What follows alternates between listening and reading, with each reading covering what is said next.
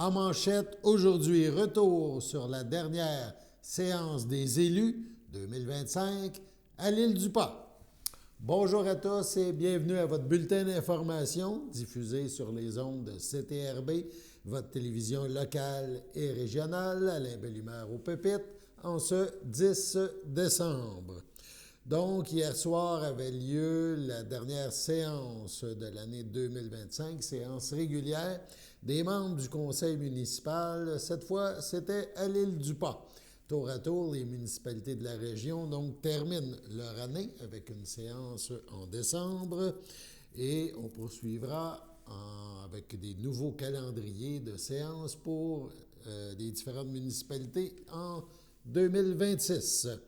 Plusieurs sujets ont été abordés, entre autres le calendrier justement des séances ordinaires 2026 à l'île du Pas. 4.5 calendrier des séances ordinaires 2025. Quand considérant l'article 148 du Code municipal, on doit établir avant le début de chaque année civile le calendrier des séances ordinaires pour la prochaine année en fixant le jour et l'heure du début de chacune. Ces assemblées-là vont toujours débuter à 19h30 ici même au 113 rue de l'Église et les dates suivantes sont retenues.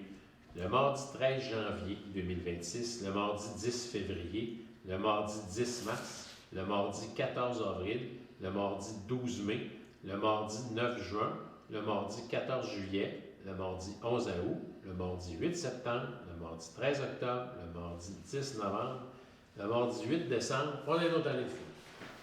Fait que c'est les dates à laquelle les séances vont se dérouler ici même. Est-ce que quelqu'un a fait la proposition? Mme Jacinthe Drainville propose. Est-ce que quelqu'un seconde? M. Martial Bellier seconde. Est-ce que c'est unanime? Oui. Il a aussi été question de la fermeture du bureau municipal pour le temps des fêtes.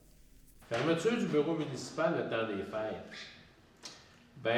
Considérant que le bureau municipal serait fermé durant la période des fêtes et qu'il y a lieu d'informer les citoyens, il est proposé par appui et par que le bureau municipal soit fermé à partir du 18 décembre, 16h30, jusqu'au 4 janvier 2026 inclusivement. Est-ce que quelqu'un a fait la proposition? Oui. Mme Maryse Courchaine propose. M. Daniel Duchesne seconde. Est-ce que c'est unanime? Oui.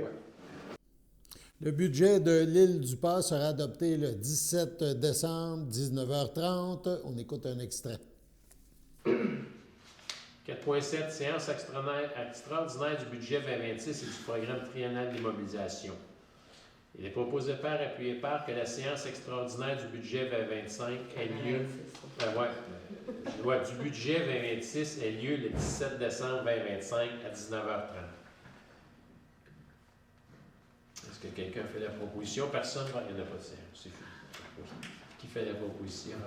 M. Martial Bellier propose. Est-ce que quelqu'un seconde? M. Daniel Duchesne seconde. Est-ce que c'est unanime? Oui. Merci. Vous voulez m'en sortir, monsieur? On va voir une pareille. Il y aura messe de minuit à l'église de l'île du Pas et la municipalité apporte son soutien financier. Chorale de l'île du Pas, demande de soutien financier, messe de minuit. Attendu que la chorale de l'île du Pas chante à l'église de l'île du Pas pour la traditionnelle messe de minuit à l'occasion de Noël, attendu que la chorale de l'île du Pas servira du café, des chocolats chauds et des collations après la messe afin de fraterniser et de poursuivre une réjouissance du temps des fêtes avec les citoyens présents à la messe de minuit, attendu qu'il importe que la municipalité contribuera au succès de cet événement, il est proposé par appuyé par et résolu d'accorder un soutien financier jusqu'à un montant maximal de 150$ à la chorale de l'île du Pas afin de contribuer aux frais engendrés par l'organisation de cet événement. Qui a fait la proposition? M. François Drainville propose. Qui l'appuie? Jacinthe Drainville seconde. Est-ce que c'est unanime? Oui. Les élus de l'île du Pas ont aussi accepté l'offre de service de l'entreprise Nordico pour le bilan de la qualité de l'eau potable. Donc, on écoute.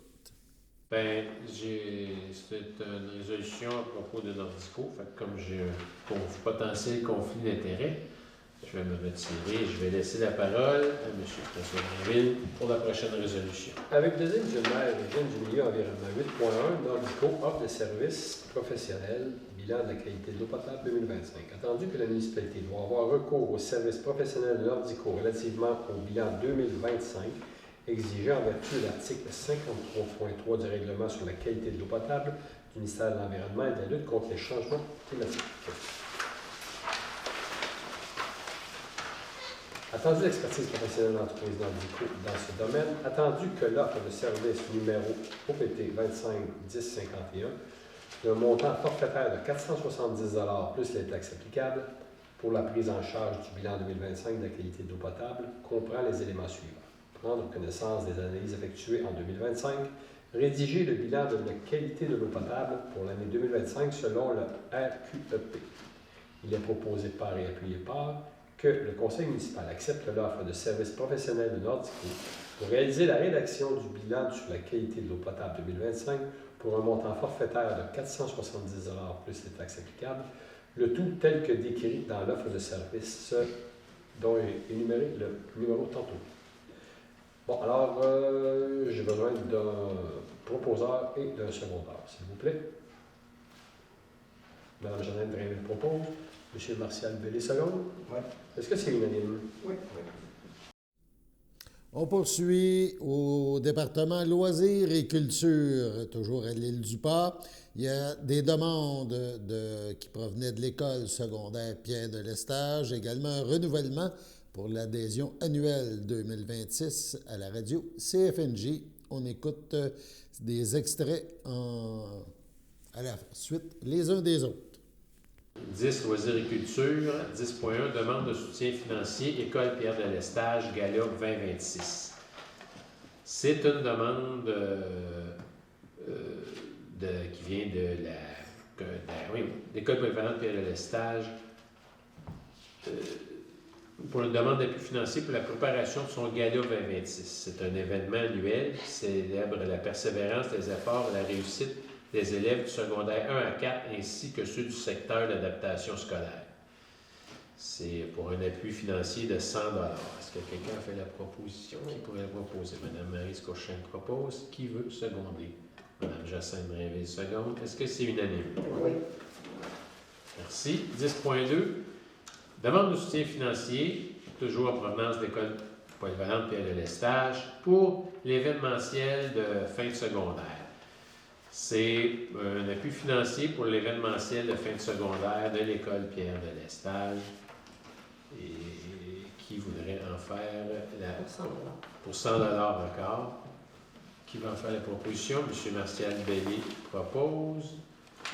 Qui veut seconder? M. François Drainville seconde. Est-ce que c'est unanime? Oui. 10.3.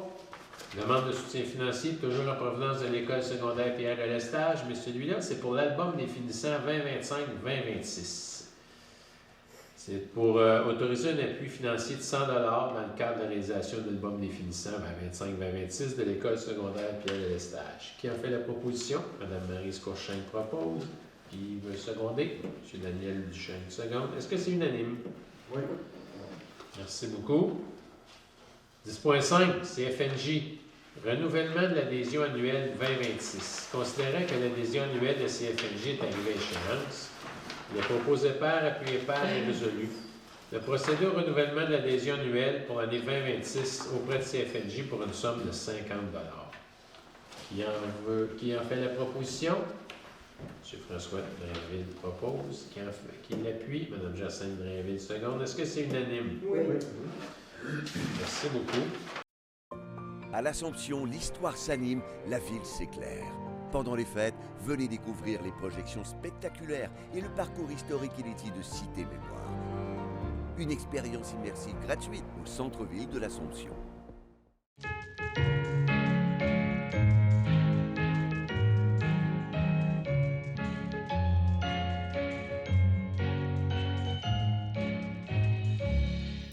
Aujourd'hui, 10 décembre, la FADOC de l'île du Pas désire souhaiter bonne fête à Lise Robillard et à Suzanne Cazobon. C'est votre anniversaire aujourd'hui, en ce 10 décembre. Eh bien, toute l'équipe de CTRB se joint à moi et vous souhaite un heureux anniversaire. On poursuit avec le Festival de la Naudière, le festival qui annonce l'arrivée de sa nouvelle directrice générale. Elle est en poste depuis le 1er décembre. Il s'agit de Laurie-Anne Delgat. Elle prend donc la tête de l'organisation, originaire de la région et initiée très jeune à la musique classique. Madame Delgatte cumule plus de 12 ans d'expérience à l'Orchestre symphonique de Montréal, où elle a notamment dirigé les ventes et le service à la clientèle. Le conseil d'administration souligne sa passion pour les arts, sa connaissance du milieu et sa vision pour l'avenir, alors que le festival se prépare à célébrer son 50e anniversaire. Laurie-Anne Delgatte dit vouloir poursuivre le rêve du père Lindsay et renforcer les liens avec les artistes, les partenaires et le public. Le président du conseil, Simon Brault, remercie également Stéphane Lavoie qui a assuré l'intérim cet automne et accompagnera la nouvelle directrice dans ses débuts. On écoute la première partie de l'entrevue que nous a donnée Mme Delgatte. Je suis en compagnie de Lauriane Delgatte. Bonjour, madame, ça va bien? Oui, merci. Bonjour. On est dans le bel endroit ici, on pourrait dire, la bibliothèque musicale du Festival de la Naudière. Donc, vous êtes la nouvelle directrice générale. Vous avez rentré en poste, je pense, lundi. Là. Oui, exactement. Donc, lundi, le 1er décembre, fut ma première journée à titre de directrice générale du Festival de la Naudière. On va parler un petit peu de vous avant. Okay. On a parlé, vous êtes un petit peu originaire de la région ici, oui. Vous connaissiez déjà. Vous avez de la famille, mais... c'est quand même particulier, là, la journée qu'on décide de faire appliquer sur un poste pour le Festival de la Naudière. Il faut avoir un beau background parce que le festival est très reconnu, très important. Donc, parlez-vous un petit peu de nous, qu'est-ce que vous avez fait comme études? Vous venez de où? Oui. Donc, ma famille et mes parents ont vraiment grandi ici dans la région. Ma mère est ici à Joliette, mon père à Saint-Félix-de-Valois. J'ai grandi plus la Rive-Sud de Montréal, mais tous les week-ends. L'été aussi, je passais beaucoup de temps avec mes grands-parents, aller cueillir des murs dans les pits de sable. donc, aller accueillir les livraisons de poussins également. Mon grand-père avait des poulaillers de dinde. Oh mon Dieu, OK. Oui, donc voilà, c'est vraiment des choses qui ont bercé mon enfance. Et depuis mon jeune âge aussi, je suis une passionnée d'art et de culture. C'est mon oncle paternel qui m'a initié, lui-même grand mélomane, qui a été également un élève du père Lindsay ici au cégep. Donc, mais c'est vraiment les arts de façon large et c'est quelque chose qui m'a habité de toujours. J'ai voulu apprendre, connaître les arts, la culture, les arts de la scène, les arts visuels. Je me suis moi-même essayée en tant qu'artiste. J'ai vraiment aucun talent ici. Donc, dans mon parcours, quand j'ai accepté au tendre âge de 15-16 ans que non, je ne deviendrai pas artiste, j'ai commencé à explorer plus l'arrière de la scène, donc la technique de scène, le cinéma, et éventuellement, j'ai découvert la possibilité d'aller vers la gestion des arts. Donc là, j'étais rendue plus à la fin vingtaine et c'est là que j'ai été faire une maîtrise en management des entreprises culturelles à HEC Montréal. Et au même moment, j'ai eu mon premier emploi dans une institution culturelle qui était l'OSM, donc l'Orchestre symphonique de Montréal. J'ai été engagée en tant que conseillère aux ventes et services à la clientèle, donc à la billetterie. J'ai complété ma première maîtrise et par la suite à l'OSM, j'ai grandi au sein de mon équipe, mon département. Je me suis occupée des ventes de groupe, les ventes scolaires. Éventuellement, j'ai pris la gestion de l'équipe de la billetterie. Et au moment... en 2019, j'ai commencé un MBA à HEC Montréal, toujours en travaillant à temps plein à l'OSM. La pandémie a frappé. Ouais. On va fermer rapidement ce chapitre. Mais bon, tout ça pour dire que à travers tout ça, après avoir obtenu mon MBA et après avoir traversé la pandémie, j'étais toujours à l'OSM et c'est là que j'ai été finalement promue directrice vente et services à la clientèle. Où je suis restée jusqu'au printemps passé. Au printemps passé. Oui. Mais ça vous a donné une prise de conscience que oui, la culture, les arts, mais c'est une business aussi. Oui, tout à fait, exactement. Oui. C'est une autre forme de business, mais c'est difficile là, en art et en culture de gérer tout ça. Là. Vous avez tout, vous me parlez tantôt de la pandémie, mais oui. Ça a créé des défis, ça a créé, ça a créé tout à beaucoup fait. Et aussi, beaucoup, qu'est-ce qui s'est produit, bon, avec le temps, dans le fond, c'est que longtemps, c'était les artistes qui ont géré les artistes. Et éventuellement, il y a vraiment toute une professionnalisation qui s'est produite, donc un encadrement qui est venu pour aider les artistes à faire ce qu'ils font de mieux de l'art, mais d'être entourés, appuyés et épaulés par une équipe administrative, des gestionnaires pour leur permettre de rentrer en contact avec le public, d'aller chercher les fonds. Donc, il y a tellement de métiers connexes Déléguer, maintenant. dans le fond, accepter de déléguer cette partie-là de la job, parce que comme vous dites, on peut pas, malheureusement aujourd'hui, on peut pas être bon. On peut être bon dans tout, mais excellent dans tout, c'est difficile. Il n'y a que 24 heures dans une journée. Dans le meilleur des mondes, il faut au moins dormir 8. Donc, il y a ça aussi. Que, tu sais, on en vient ici, on pourrait parler, tu sais, de la co-direction, tu sais, avec Renaud Loranger, mais ça reflète pas mal qu'est-ce que vous représentez, tu sais. Vous gérez au to-do list, le to-do day ici au festival, gérer les choses. Tu sais, mais toi, Renaud, aide-nous, tu sais, présente-nous une programmation, présente-nous des défis, présente-nous des choses, puis ça va faire un bel amalgame. Oui, puis ensuite, c'est de prendre la vision, donc ce que Renaud nous apporte au niveau de la programmation, puis de là, réussir une mise en marché, l'offrir, la communauté, la communiquer envers le public, la clientèle, et s'assurer qu'on ait des gens qui viennent nous voir au festival. Oui. Parce que c'est un gros défi, là, parce que je sais que... De plus en plus. De plus en plus, gérer les groupes, gérer les choses, c'est pas évident. Qu'est-ce qui vous a amené à dire, bon, je veux revenir dans mon patelin, dans mon origine, mais qu'est-ce qui vous a amené à dire, oui, je prends le défi du festival?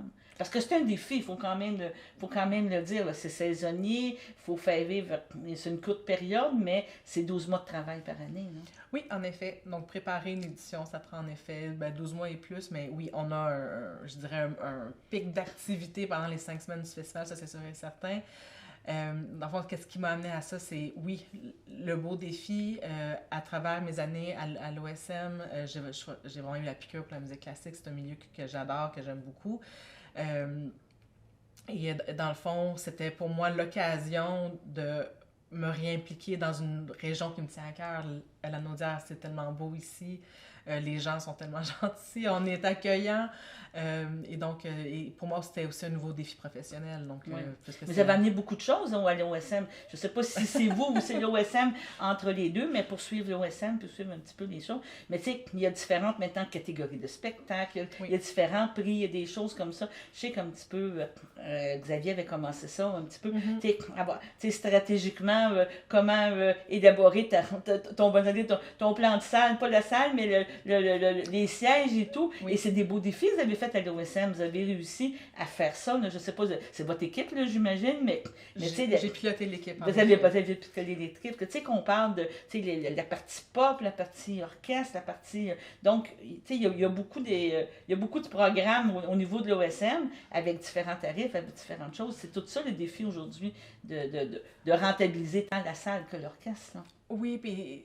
En tant que tel, bon, on fait une petite parenthèse sur l'OSM, c'est quand même aussi près de 80 concerts par année. Donc, en effet, il y a le répertoire classique conventionnel, si on veut, mais il y a aussi la possibilité, comme c'est sur des mois, d'avoir une programmation qui est très diversifiée pour aller rejoindre différents publics. Donc, le public jeunesse, le public pop, les ciné-concerts.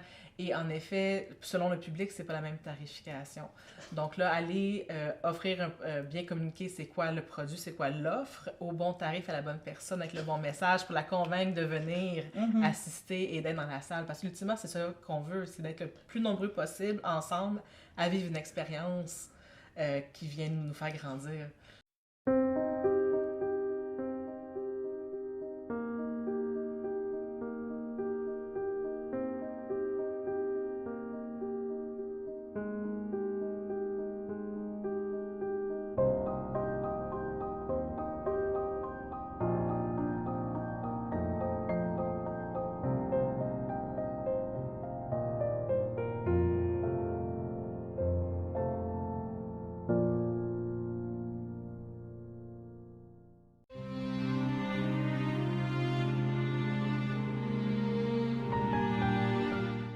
À son domicile, le 2 décembre dernier, à 99 ans et 3 mois, est décédée Mme Réjeanne Latour, épouse de feu Marcel Latour, demeurant à Saint-Ignace de Loyola. Elle laisse dans le deuil ses filles Claire Latour, Rita Latour, Pierre Gervais, Micheline Latour, Roland Plante. Ses petits-enfants, Patricia, Éric Brunel, Mathieu, Émilie Brissette. Ses arrière-petits-enfants, Thérèse-Anne, Nicolas Coutu, Théona, Axel, Théodore, Madeleine. Ses arrière-petits-enfants, Elijah, Ophélia, feu Lydiane, Luciana, sa sœur Claudette Thibault, Maurice Gadouri, ainsi que plusieurs neveux, nièces, autres parents et amis. Madame Latour ne sera pas exposée. Une cérémonie aura lieu en toute intimité à une date ultérieure. Au CHSLD Piémont, à Saint-Jean-de-Mata, le 19 novembre dernier, à 75 ans et 3 mois, est décédé M. Ghislain Bellé, fils de feu Valère Bellé, de feu Yvette Rondeau, demeurant à la visitation de l'île du Pas. Il laisse dans le deuil son fils Christian, son petit-fils Raphaël, ses sœurs, frères, beaux-frères et belles-sœurs, Louisette Bellé, Gérard Joinville, Francine Bellé, Marcel Jasmin, Léopold Bellé, Monique Chaput, Martine Bellé, Michel Lassalle, Mario Bellé, Martial Bellé, Étienne Bellé, Micheline Lafrenière, Jérôme Bellé, Chantal Lecourcière, ainsi que plusieurs neveux, nièces, autres parents et amis.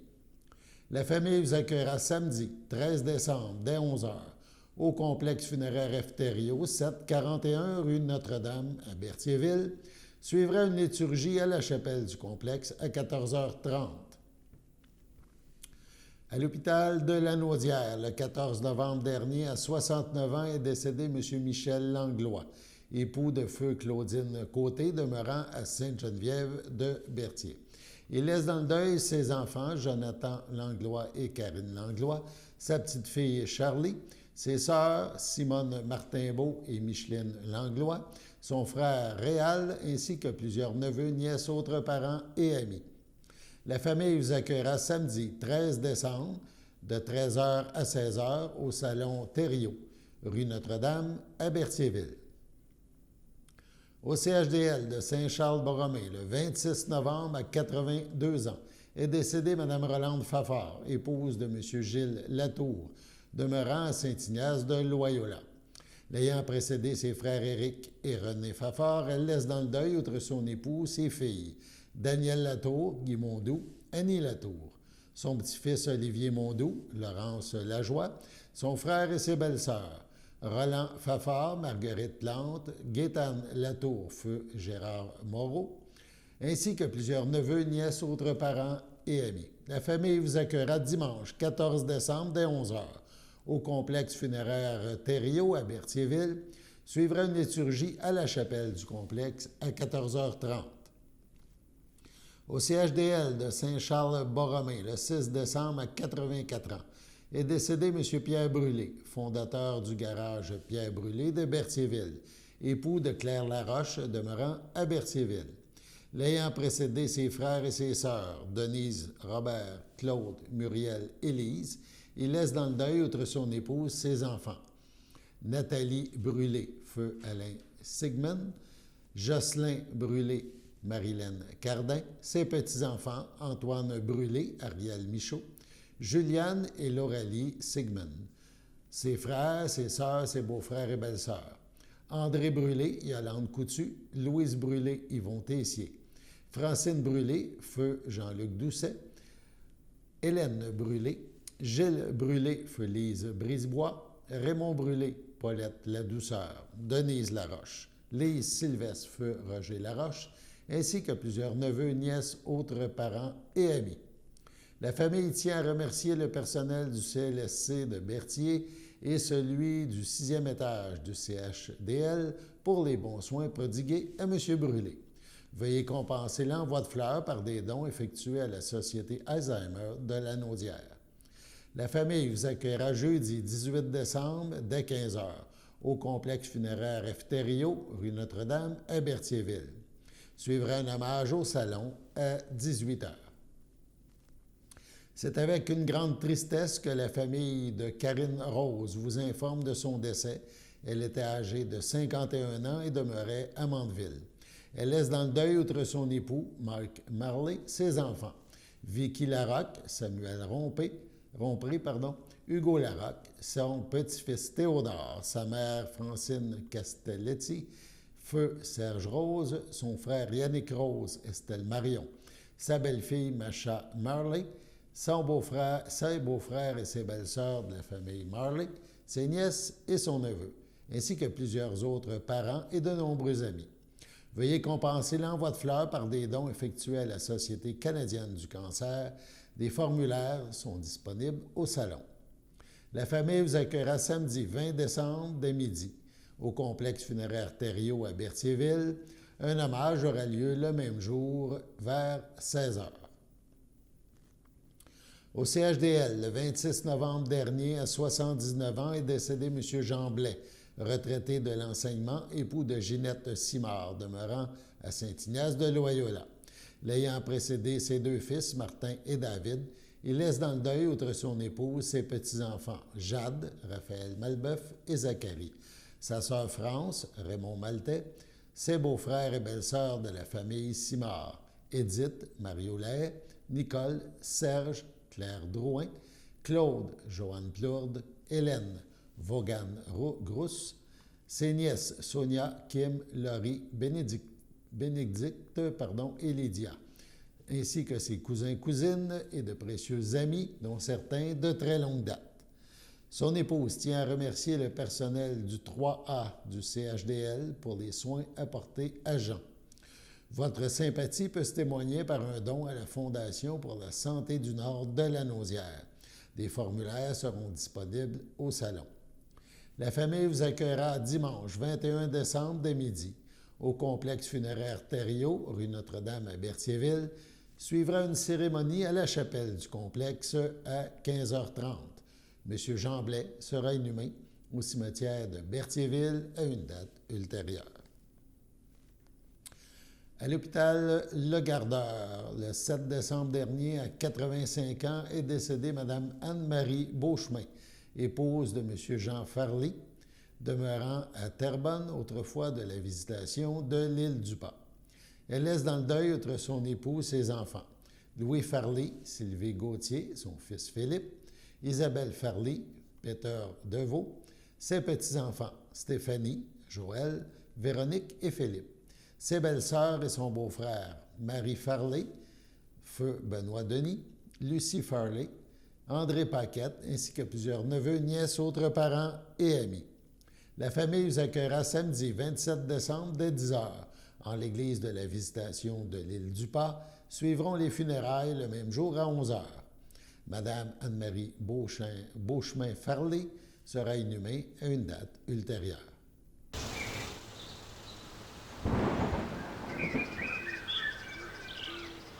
Bienvenue à votre météo de cette semaine. Aujourd'hui, mercredi soir, ce sera de la neige, une température de -4, un temps ressenti de -10, environ 1 à 3 cm de neige. Mercredi nuit, ce sera de la neige, une température de -5, un temps ressenti de -11, environ 5 cm de neige. Jeudi matin, ce sera de la neige, une température de -5, un temps ressenti de -12, environ 1 à 3 cm de neige. Jeudi après-midi, ce sera de la faible neige, une température de -5, un temps ressenti de -13, environ 1 cm de neige. Jeudi soir, ce sera quelques flocons, une température de -7, un temps ressenti de -15, moins de 1 cm de neige. Jeudi nuit, ce sera plutôt nuageux, une température de -10, un temps ressenti de -19. Et voilà, c'était tout pour votre météo.